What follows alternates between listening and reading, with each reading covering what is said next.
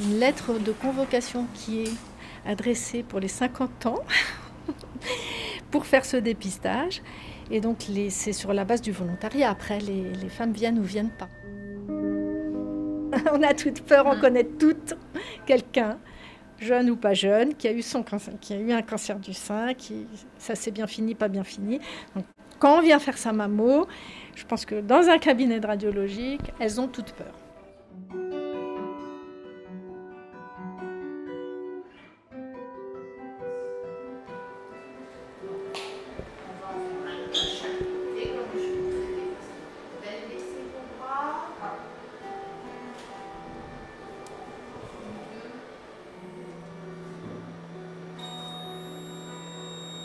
Voilà.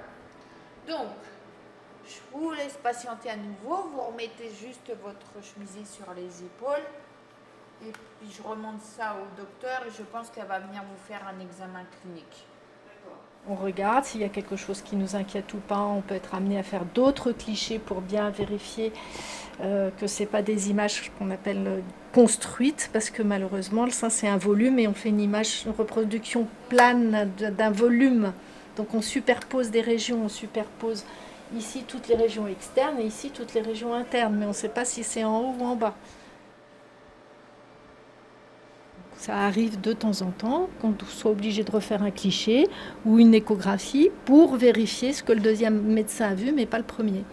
Quand nous, dans un cabinet, on voit une anomalie, on se doute qu'il y a quelque chose qui va nécessiter un traitement derrière, on réalise ce qu'on appelle une microbiopsie. Et donc, sous contrôle échographique, on va faire un prélèvement de la lésion qui est analysé, qui permet après de décider de prendre le type de traitement qu'il va y avoir. Chaque médecin réagit, va avoir sa façon d'annoncer, puis ça dépend de la patiente en général. Bon, mais c'est très, très, très protocolé, c'est partout pareil en France en fait.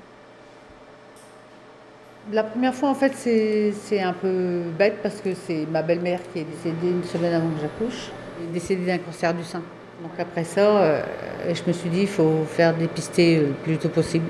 J'ai une sœur qui veut pas du tout, qui a peur de tout ce qui est médical, en fait. Et donc, fait pas de suivi. Donc normalement, c'est après 50 ans, la mammographie. Moi, j'ai commencé à 40 ans.